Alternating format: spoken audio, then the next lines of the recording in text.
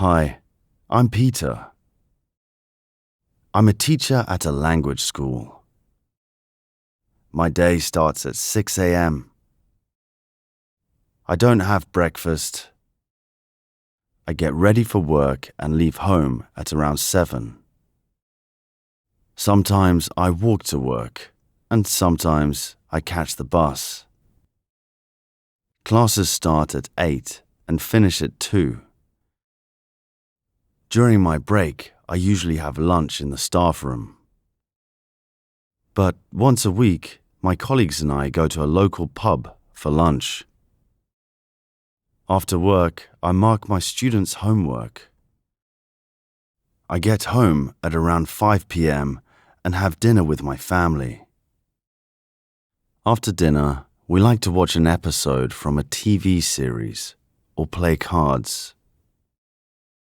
I'm normally in bed before 11 o'clock. I set my alarm for 6 a.m. the next day.